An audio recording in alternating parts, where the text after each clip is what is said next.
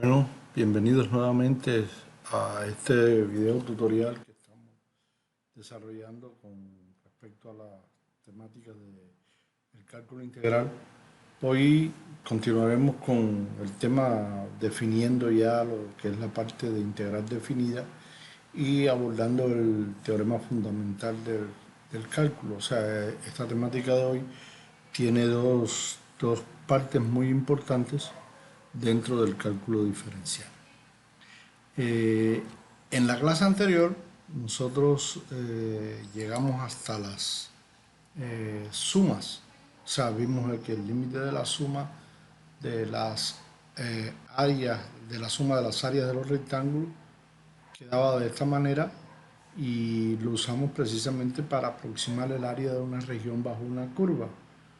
Eh, este mismo tipo de límite se va a emplear en muchas situaciones y necesariamente, bueno, nosotros abordamos el tema utilizando una función positiva, pero no necesariamente necesita ser una función positiva. Vamos a partir de este momento a darle un nombre y una notación, en este caso muy especial, a estas sumas, a estos límites de estas sumas, y es el tema fundamental que nos ocupa en la primera parte de la clase. O sea, vamos a hablar de la integral definida como habíamos planteado inicialmente.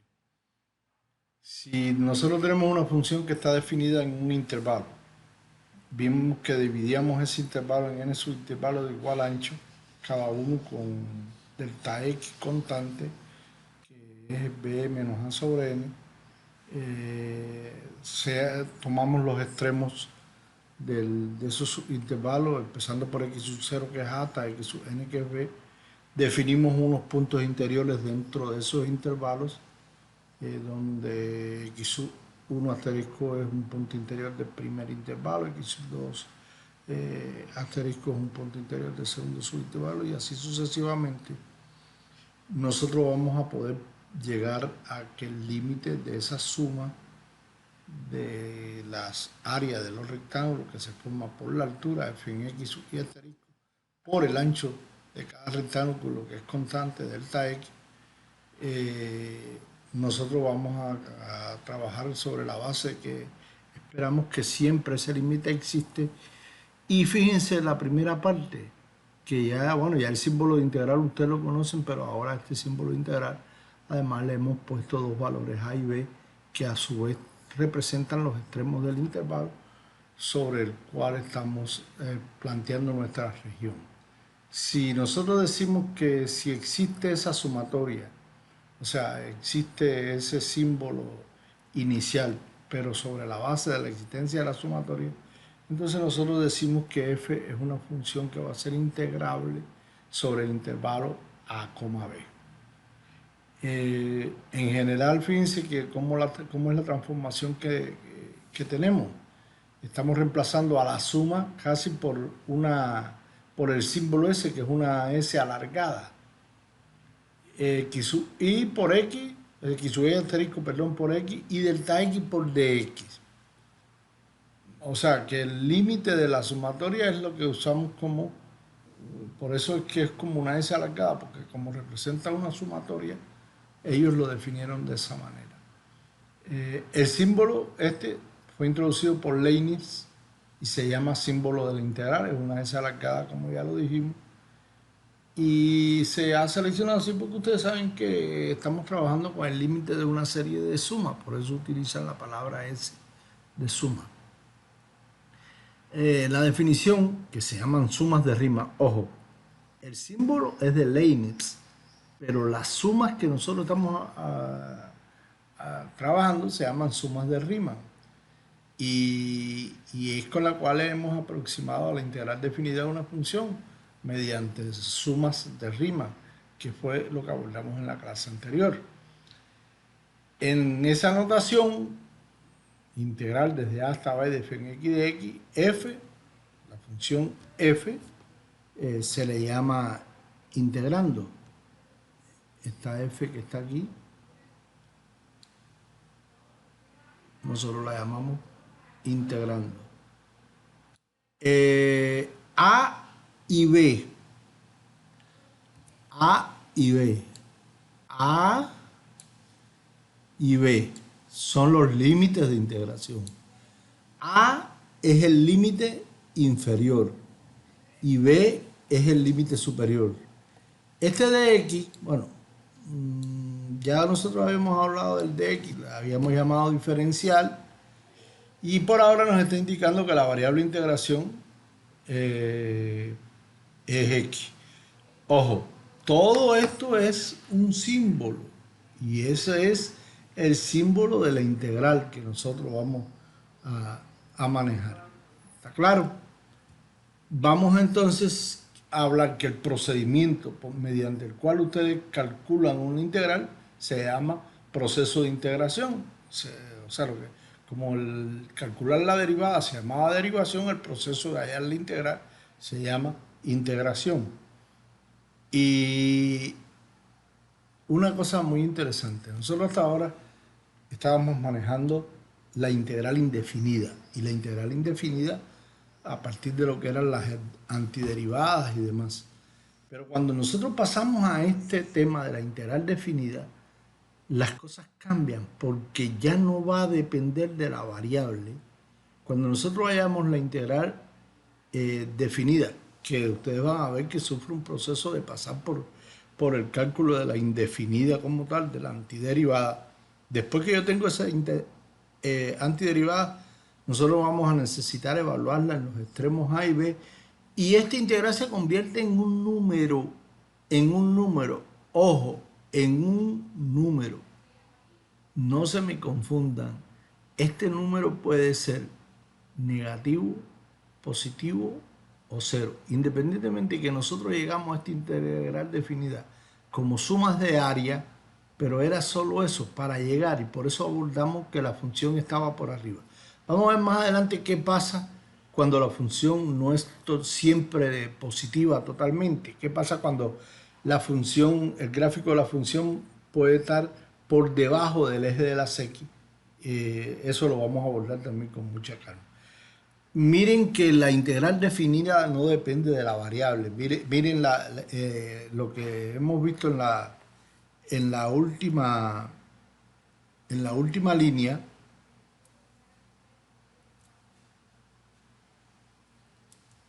Esto que está aquí nos está diciendo a nosotros que lo mismo da que usen la variable x, que la variable t, que la variable r. El problema es que la función sea la misma. ¿Me entienden? Que sea la misma función f y no importa la variable que ustedes utilicen para denotar la función.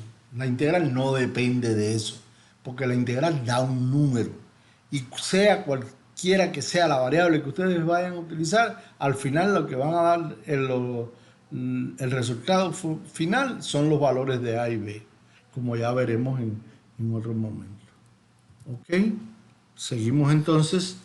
Vamos a ver que las sumas de Riemann, que era lo que estábamos por donde empezamos nosotros en la clase anterior, que bueno, si son positivas, la suma de Riemann, que la hemos interpretado como la suma de los rectángulos aproximantes, es la que nos da a nosotros la integral definida desde A hasta B, o sea, A hasta B, tomando en cuenta que desde A hasta B es mi intervalo, F es la curva y el área debajo de esa curva puede ser interpretada como la integral desde A hasta B de f en x de x.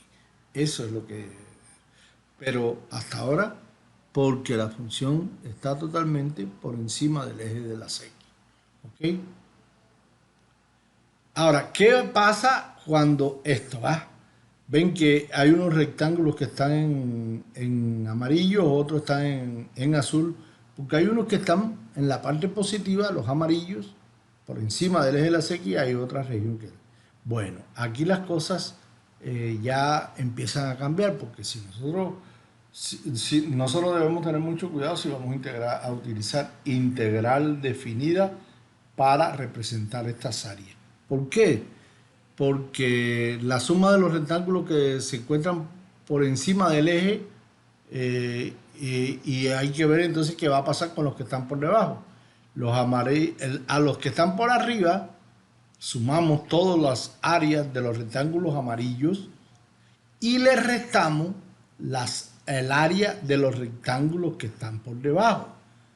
Eso es lo que da no el área, va a dar la integral definida. Por eso yo digo, puede ser que la integral definida me dé una cosa y el área me está dando otra.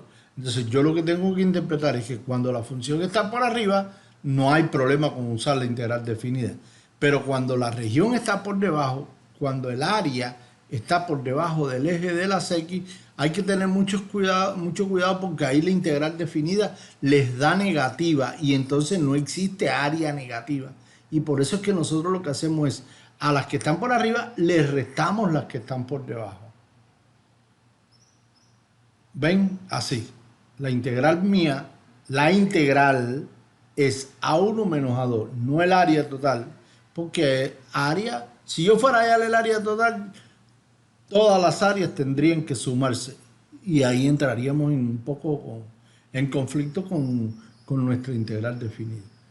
¿Está claro? Después vamos a ver qué hacemos para resolver este tipo de situación. Hay un video más adelante donde voy a ir explicando bien qué hacemos cuando nosotros vamos a usar la integral definida para hallar el área, no como integral definida, porque la integral definida no solo se utiliza para hallar el área. Aquí por eso tienen que interpretarla como un área neta. Recuerden, bueno, aquí hay economistas dentro del grupo de estudiantes que tengo, y lo neto es cuando tú quitas lo bruto menos o sea, lo que queda, la resta esa es el área neta. Entonces, si f no es una función positiva, la suma de Riemann no representa una suma de área de rectángulo. Eso tiene que estarle claro para ustedes, porque la suma de Riemann hasta ahora nos representa la integral definida y no me va a representar una suma de las áreas de todos los rectángulos. Cuando nosotros definimos la integral, estamos muchas veces, hoy por ejemplo, o en la clase anterior, perdón, asumimos que A era menor que B. Sin embargo, puede pasar lo contrario. Tiene sentido también hablar cuando A es mayor que B. O sea, yo puedo plantear que la integral mía, en vez de ir desde 0 hasta 1, va de 1 hasta 0. ¿Qué pasa con eso? Pues simplemente lo que pasa es eso. Cuando yo intercambio A y B, entonces ¿qué va a cambiar? Van a cambiar los delta X, porque en vez de calcular los delta X como B menos A sobre N, los tengo que calcular como A menos B sobre N. Hay un problema de signo. Miren que una expresión es el opuesto de la otra expresión. Por tanto, ¿qué va a pasar? La integral desde B como límite inferior hasta A como límite superior es el opuesto de la integral desde A hasta B. ¿Está claro eso? O sea que ¿qué quiere decir esto? Que cuando yo cambio el orden de los límites de integración en superior e inferior, los intercambios, lo que voy a provocar es que cambie el signo de la integral definida. Recuerden que les dije, la integral definida es un número. Si la integral desde A hasta B da 5, esa misma integral, pero desde B hasta A, les va a dar menos 5. ¿Ok? La otra cosa interesante es que si A y B coinciden, o sea, imaginemos que yo estoy hallando la integral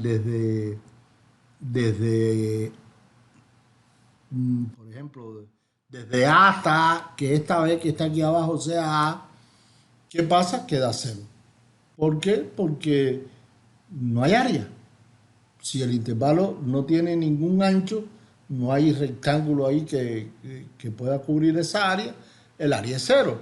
Bueno, entonces asumamos que la integral desde B hasta B, desde A hasta A, desde 5 hasta 5, desde 3 hasta 3, nos va a dar 0. Son dos elementos muy importantes que hay que tenerlo en todos los elementos que siguen.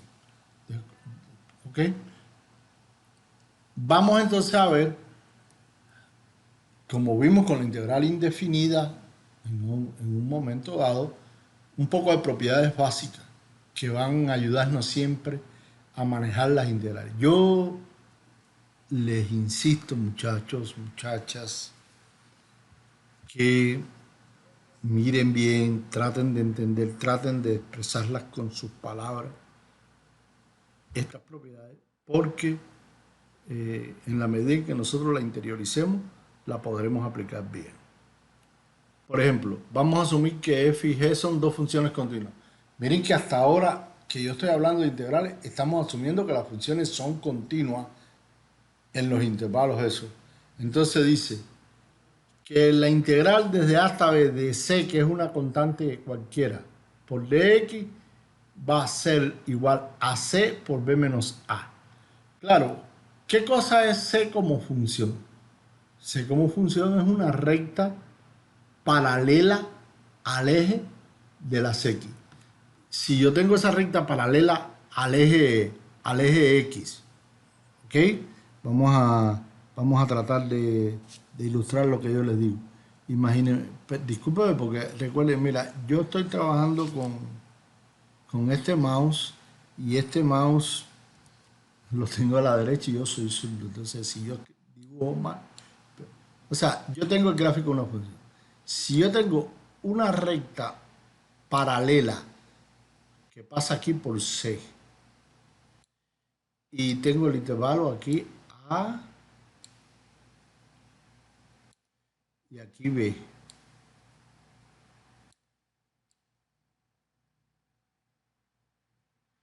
¿Qué va a pasar? Y voy a dar esta área que está aquí de esta región. El área de esa región es el área de ese rectángulo. ¿Cuánto mide ese rectángulo?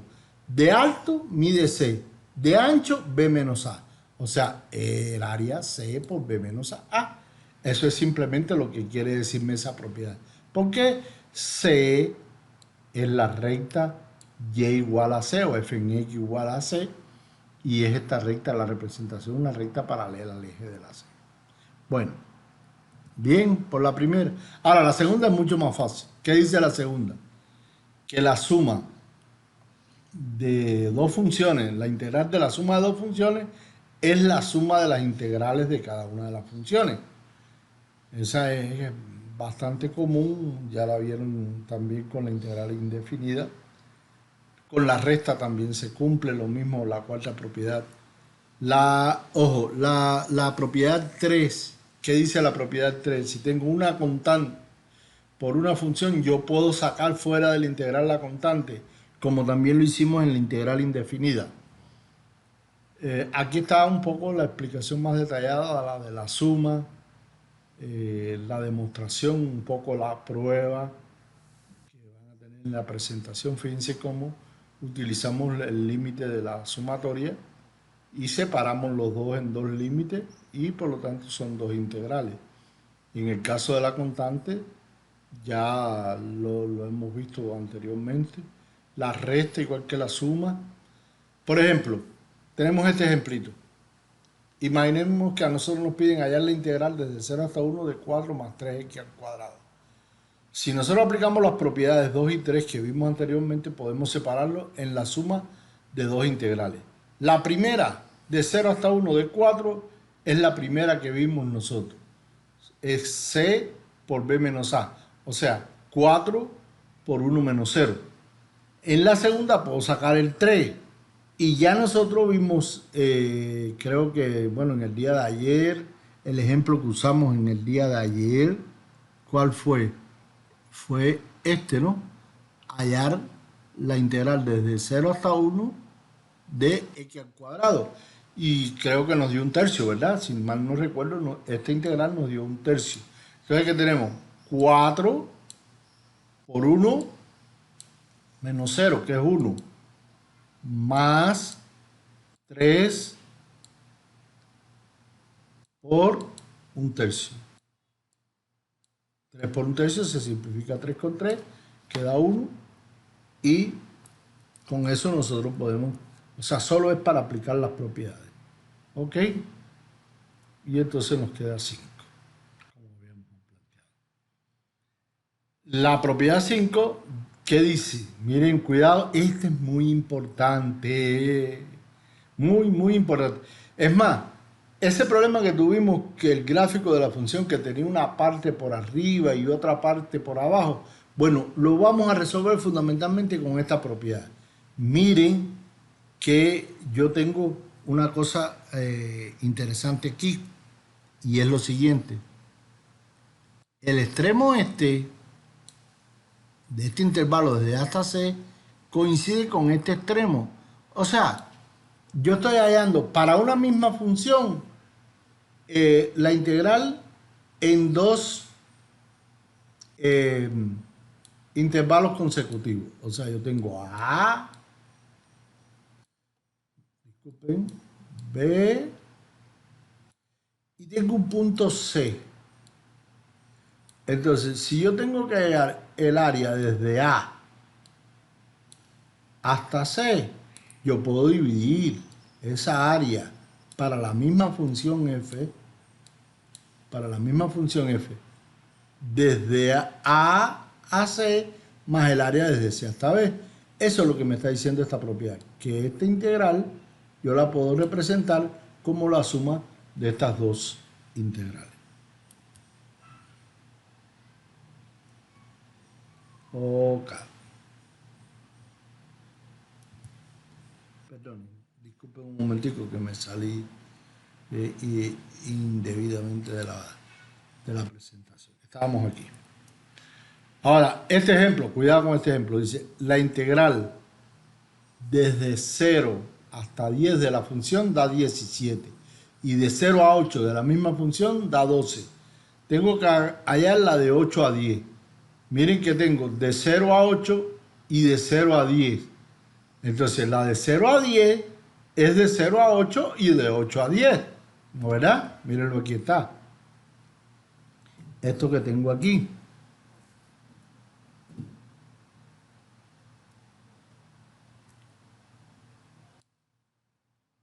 Esta suma da esta. ¿A quién queremos calcular nosotros? Nosotros queremos calcular a esta. ¿Ok?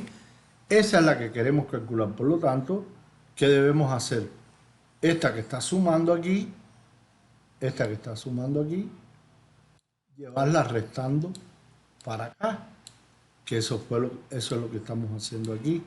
Y como esta grande vale 17 y esta 12, entonces el área que yo estoy calculando da 5.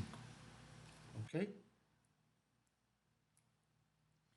Ahora, todas esas propiedades que vimos hasta ahora, no importa si A es menor que B o A es igual a B o A es mayor que B. Todas se cumplen. Todas esas propiedades se cumplen. Ahora, estas que voy a poner ahora solo se cumplen si A es menor que B. ¿Por qué? Porque son funciones, son propiedades que relacionan el tamaño de la función con el tamaño de las integrales. O sea, si una función es positiva, bueno, la integral es positiva. Miren bien esto por el problema del área. Si una función es mayor que otra en un intervalo, entonces la integral definida sobre ese intervalo tiene que ser mayor. Y si una función está acotada entre dos rectas, lógicamente la integral va a estar entre las áreas que determinan esas dos regiones. ¿Listo? Vamos a pasar ahora entonces a ver el teorema fundamental del cálculo. Ojo, este señor teorema es un teorema supremamente importante. Ustedes verán por qué yo digo que es importante. La primera parte es un poco más complicadita que la segunda, pero la segunda es mucho más útil para nosotros. ¿Por qué? Porque va a relacionar lo que ya sabían ustedes con lo nuevo, con la integral definida. O sea, el teorema fundamental del cálculo establece una conexión entre las dos ramas. ¿Por qué? Ustedes han visto el cálculo, las antiderivadas. Las antiderivadas viene de la parte de derivación, lógicamente. Eso es cálculo diferencial. Y lo que nosotros estamos viendo ahora es cálculo integral. de, el diferencial surgió el problema de la tangente. Aunque no está, no es un problema que esté totalmente relacionado, se piensa que el integral también surgió del problema del área. A veces nosotros pensamos, por ejemplo, que Newton fue uno de los más duros en el problema del cálculo, pero mira, el que descubrió esta relación, o esta, fue el tutor de Newton cuando Newton estudió en Cambridge. Creo que por ahí ustedes deben haber visto algunas cosas en Discovery que hablan un poco. Isaac Barrow era el profesor del tutor de Newton y fue el que descubrió esto.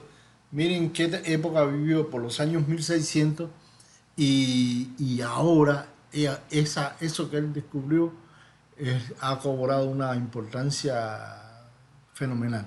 Es más, él mismo se dio cuenta de que la integración y la derivación son procesos inversos, como vamos a ver al final de nuestra clase de hoy.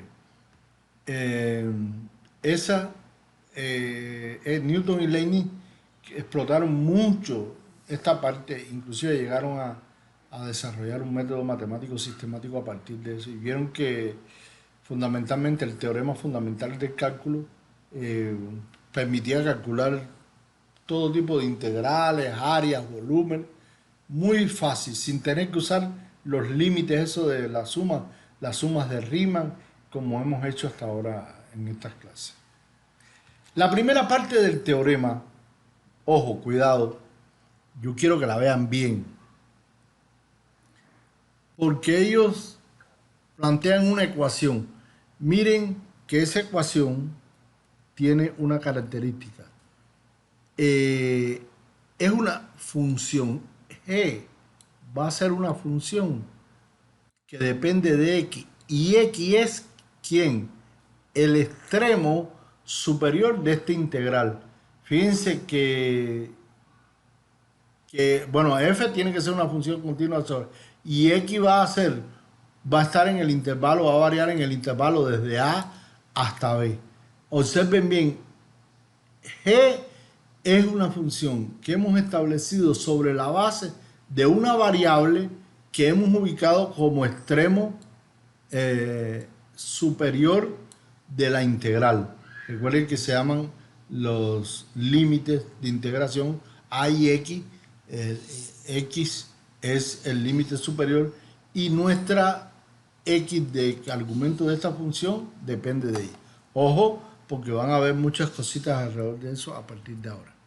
¿Ok? Bien, eso lo. Miren que g depende solamente de x, que es como les decía, el límite superior. Ahora, imagínense que x fuera un número, eh, x fuera b, entonces la integral es una integral definida y como es una integral definida, es un número. Entonces sería un número lo que estamos hablando en este caso. Si nosotros vamos a ir haciendo que x varíe en el intervalo desde a hasta b, entonces también la función va a variar. O sea, una función que depende de x, que hemos denotado g en x, es una función que va a variar de acuerdo a cómo varíe la x. Ese es el concepto básico de función. Eh, si f es una función positiva, acuérdense que f es el integrando, ¿no? Si f es una función positiva, entonces g puede ser interpretada como el área que estamos calculando. Por eso que en muchos casos a esa función g, a esta función g que depende de la integral, se le dice que es la función área, pero solo si f es positiva. Porque en la medida que yo voy moviendo a x, ¿qué va a pasar cuando yo mueva a esta x por ejemplo, si yo muevo a x para acá? ¿Qué pasa? Que entonces la región esta se puede extender hacia acá y aumenta el área. O sea, por eso, y ese es precisamente el valor de g. En la medida que x varía g, varía esa área y se puede ver a g como esa función área. Ok. Vamos a hacer un ejercicio muy sencillito. yo tengo G que se muestra en el gráfico a la función f. Miren bien, yo quiero hallar cuánto es G en 0, G en 1, G en 2, G3, G4 y G5. Y luego, bueno, como última parte, dibujar el gráfico de G, porque ese que tienen ahí es el gráfico de F.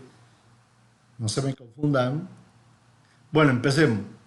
G en 0 es integral de 0 a 0. Integral de 0 a 0 es 0. ¿No es eso? Por la definición que le vimos primeramente. Ahora, G en 1. ¿Quién es G en 1? Es la integral desde 0 hasta 1. Es el área, esa que cubre el triángulo ese, como es un triángulo rectángulo, base por altura sobre 2, 1 por 2 sobre 2 es 1. Ahora, si extiendo para allá Gen 2, recuerde Gen 2 va desde 0 hasta 2. Tengo que considerar el primer triángulo y ahora el rectángulo que tiene 1 por 2, 2. Entonces quiere decir que Gen 2 es 3. ¿Ok?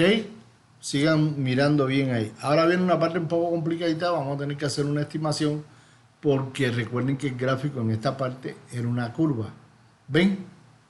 Y entonces nosotros vamos a decirle que el pedacito ese de 2 hasta 3, el área esa de 2 hasta 3, vale 1.3.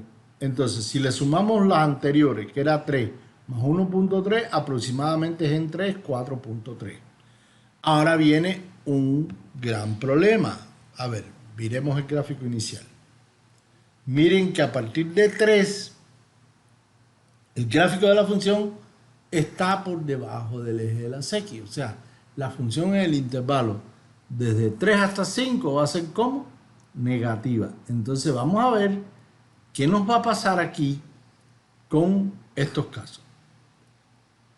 O sea, a partir de 3 ya la función es negativa. Por lo tanto, en vez de sumar las áreas, como les dije en unas diapositivas anteriores, lo que vamos a tener que empezar a hacer es restarlas, porque están por debajo del eje de la X, son negativas. Y entonces, miren, en el primer caso Gen 4, que Gen 4 es Gen 3, que ya lo conocía como 4,3 desde anteriormente, más la integral desde 3 hasta 4, la integral de 3 hasta 4 está por debajo. Yo dije que la iba a restar, como también da 1,3 porque es simétrica a la anterior, pero con signo negativo, ahora vuelve a darme 3. Como el de 4 a 5, que es simétrica a la región con esta, también está por debajo del eje de la C, que es negativo, y también la vamos a restar. Entonces, si el resultado anterior que nos dio 3, ¿no? El resultado anterior nos dio 3. Ahora, aquí lo tenemos. Y entonces le vamos a restar 1,3. ¿Qué pasa? Resultado final, 1,7. O sea, en 5 es 1,7. Bueno, tomando en cuenta estos valores y quizás los valores intermedios, haciendo como una interpolación de todos estos resultados, nosotros vamos a poder llegar a tener una versión más o menos aproximada del gráfico de G. Este ya no es el gráfico de F, sino el de G. Miren que la función fue creciendo hasta cuando llegamos a 3 porque íbamos sumando áreas, ¿verdad? Ahí en 3 tomó su valor máximo. Como empezamos a restar, ¿qué fue pasando? Que los valores de G empezaron a decrecer porque F era negativa en ese espacio. Y por eso la curva baja, va decreciendo. Esa es más o menos una aproximación del gráfico de G a partir de los resultados del ejercicio anterior. Ahora miren este ejercicio que interesante. Había un ejercicio en el libro que decía, demuestre que la integral desde A hasta B de X es B al cuadrado menos A al cuadrado sobre 2. Observen que este resultado Este resultado aquí está en qué? Está en función de A y de B. Listo. Y es b al cuadrado menos a al cuadrado sobre 2. Miren la función, ¿quién es? La función es f en x igual a ¿quién? A x. O sea que nosotros podemos asumir para nosotros que nuestra función, recuerden que la variable no es lo importante, sino la función es f en t de t. Y vamos a tomar a esta a como 0. Entonces quiere decir que esta integral nuestra, si yo lo digo que tomando este resultado, ¿qué pasa si yo sustituyo a por 0 aquí? Que me queda b al cuadrado sobre 2. Si en lugar de b yo tomo a x, sustituyo a b al cuadrado sobre 2 por x al cuadrado sobre 2. Quiere decir que g en x, ¿a quién es igual? Bueno, yo no nos vamos a llamar engaño porque ya ustedes conocen, por ejemplo, la antiderivada de t al cuadrado sobre 2. Lo único que estoy haciendo aquí es ponerla en función de x, pero ya esto nosotros lo hemos manejado. Entonces es muy fácil resolver este ejercicio, o sea, plantear, mejor dicho, nuestra función g en función de este mismo ejercicio. Vamos a ver que miren algo que salta a la vista ahí. Digamos t. Imagínense que en lugar de t yo tengo aquí a x. ¿Cuál es la antiderivada de x? X al cuadrado sobre 2. O sea, g es la antiderivada, ¿no? La antiderivada de esta función, pero evaluada ¿para quién? Para x. ¿Se entiende lo que estoy planteando? Analicen de nuevo.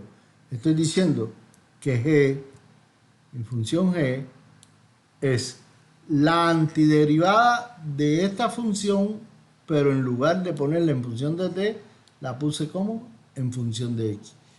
¿Sí?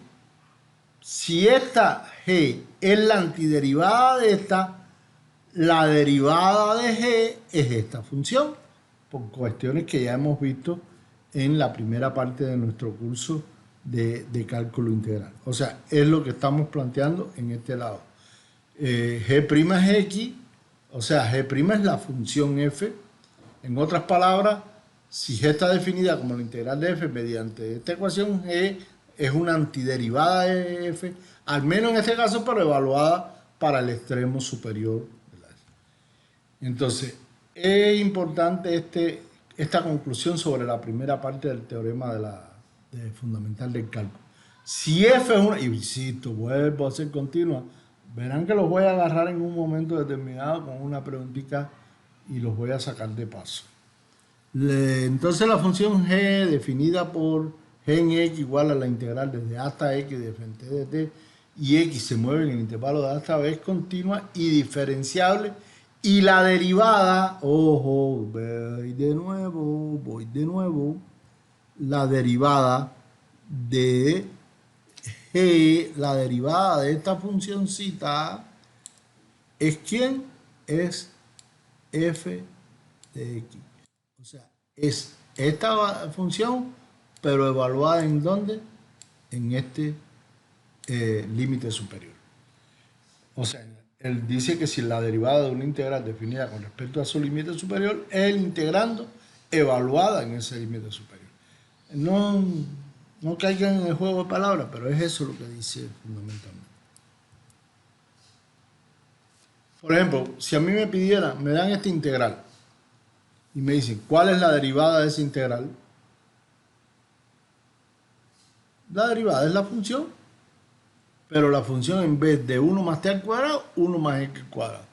Creo que este es un ejercicio para cazar bobos, ¿no? Porque es muy sencillo lo que está planteado ahí. Ahora este está más complicado. Cuidado, ojo. ¿Qué dice el ejercicio? Encuentre la derivada de esa integral. Ojo. Aquí, ojo. Aquí yo no tengo x, que tengo x a la 4. El argumento de mi función g no es x, sino es x a la 4. ¿Y eso qué me dice a mí? Que es una función compuesta. Por lo tanto, vamos a tener que usar en este ejercicio la regla de la cadena. ¿Listo? Y entonces, para usar la regla de la cadena junto con la primera parte del teorema anterior. Eso es lo que tenemos. Decimos, hacemos una sustitución. U es igual a x al cuadrado. Por lo tanto, ahora sí la integral nos quedó desde 1 hasta u. Listo, eso sería g en u. Y yo tengo que derivar a g en u y u depende de x con respecto a x. No se olviden de eso. Miren la primera parte, el de x, de x, de la integral de x. La integral es una función de u, como ya hemos podido ver. ¿Ve? Es esto, 1 sobre secante. Pero cuando yo voy a aplicar la regla de la cadena, tengo que derivar la función externa, que es esta que está aquí. La función externa es esta que está aquí, es esta integral. Esta es mi función externa. Voy a derivar esa función externa por la derivada de la interna. ¿Quién es la interna? La derivada de u con respecto a x. La derivada de u con respecto a x es 4x es 3, ¿verdad? Y la de esta por lo que habíamos planteado, la derivada de la función g, que es la función que depende de este límite superior, es secante de u por du de x, secante de u por la derivada de la interna, pero u es x a la 4 y la derivada de x a la 4 es 4x a la 3, por lo tanto el resultado es así. Fíjense que es en la misma función, pero, como es compuesta, hay que aplicar la regla de la cadena y no es secante de x a la 4 solo, sino secante de x a la 4 por 4x a la 3. Espero que me hayan comprendido bien este ejemplo. La segunda parte ya es más benévola. La segunda parte del teorema de fundamental del cálculo es mucho más sencilla y de verdad que nos va a proporcionar un método más simple para que las sumas de Riemann para la evaluación de integral indefinida no tengamos que seguirlas haciendo de esa manera, sino de una forma mucho más sencilla. Dice la segunda parte que si f es continua sobre el intervalo, entonces, ojo, la integral desde a hasta b, ya no tenemos un extremo variable. Ahora tenemos una integral definida desde a hasta b de una función x, es f mayúscula en b menos f mayúscula en a. ¿Y quién es f mayúscula? Una antiderivada de f. O sea, ¿qué tenemos que hacer? Si tenemos una integral definida, tenemos que hallar cuál es la antiderivada de la función.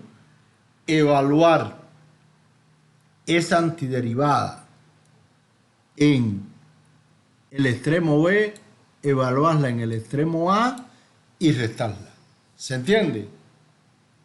Miren bien esta relación que es muy importante.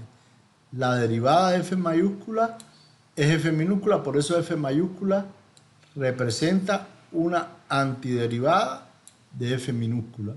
O sea, es la antiderivada. Tenemos que seguir antiderivando, tenemos que seguir hallando antiderivadas, tenemos que recordarnos todas las reglas de antiderivada y técnicas de integración, porque la vamos a seguir usando, porque mírenla aquí, estamos usándola para calcular nuestra integral definida que está acá. ¿Ok? Un ejemplo. Bueno, no, antes del ejemplo, se prueba, vamos a probar, esto es una demostracioncita muy sencilla. Sabemos que G es una antiderivada de F y F es otra antiderivada. Recuerden que habíamos planteado inicialmente que dos antiderivadas de una misma función, ¿en qué se diferencian solamente? En una constante, en una constante. Mírenlo aquí. La diferencia entre esta que es una antiderivada y esta que es otra antiderivada de esta F que está aquí ambas son antiderivadas de CF, es que se diferencian en una constante. Por lo tanto, tomando en cuenta esto, es mucho más fácil entonces para nosotros decir quién es en A, 0, porque iría la integral desde A hasta A.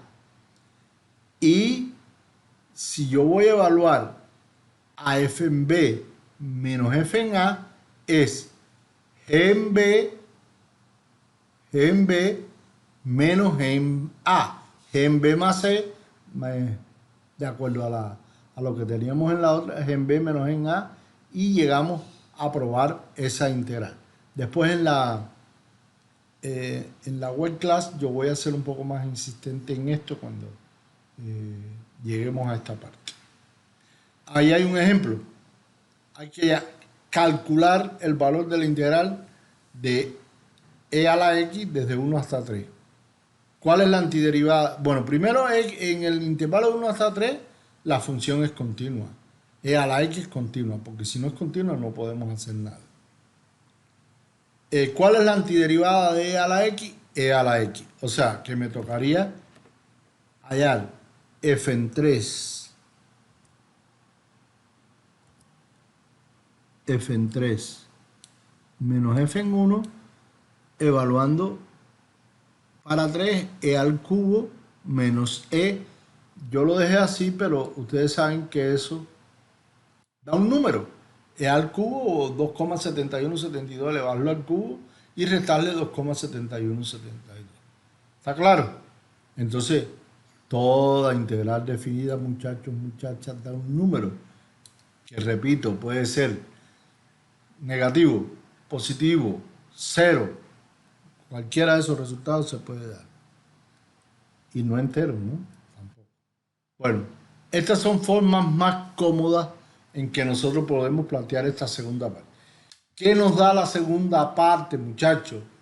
Una forma sencilla de poder calcular integrales definidas. Una forma sencilla de calcular integrales definidas. ¿Usando qué? Antiderivadas. Evaluando las antiderivadas en los extremos en los dos límites de integración. El superior menos el inferior. El superior menos el inferior. No importa si es mayor o menor. El superior menos el inferior. Miren la forma. Estas son distintas maneras en que se plantea esto, pero al final tenemos que hallar esa rectificación. Cuando yo dé clases prácticas del cálculo de integrales definidas, yo voy a ser insistente en este aspecto, porque a veces nos quedamos a medio camino. Por ejemplo, ya este ejercicio lo hicimos, ¿verdad? Ese fue el ejercicio inicial.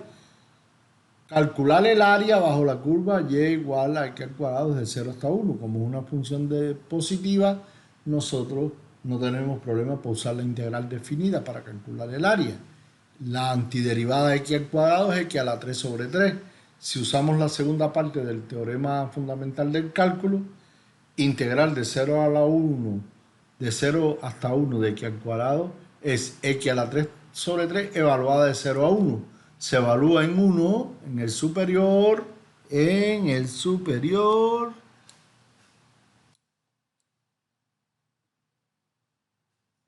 ¿sí? Menos el inferior,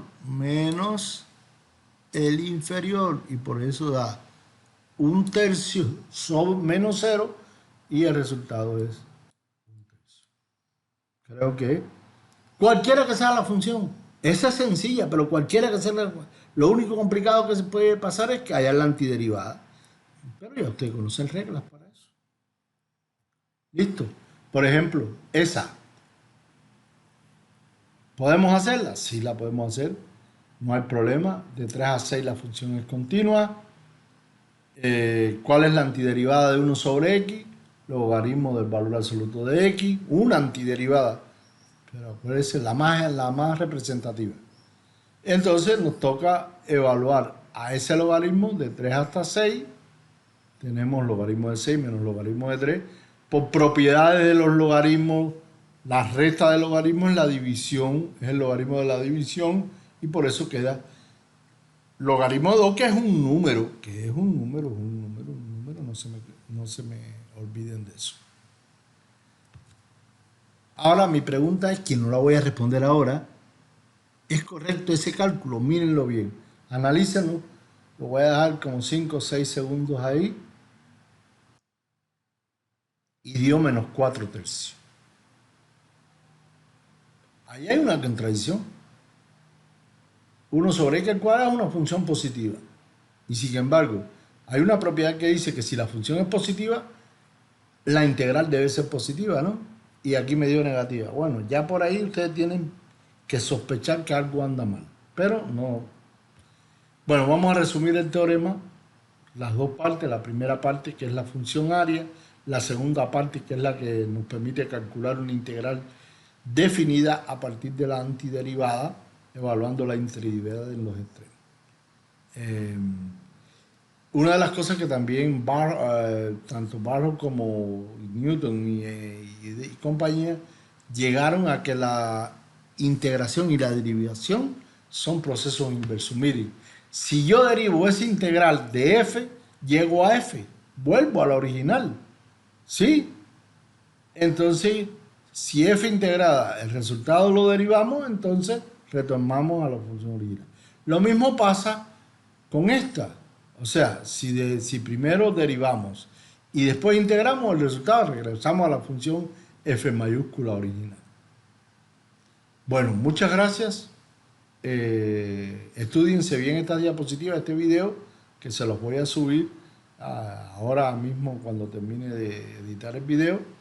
Le voy a subir a la plataforma de Sabio y espero verlo en los que tienen web class conmigo mañana temprano o en otro momento, bueno, que hayan analizado este video. Muchas gracias y bueno, que pasen un feliz resto del día.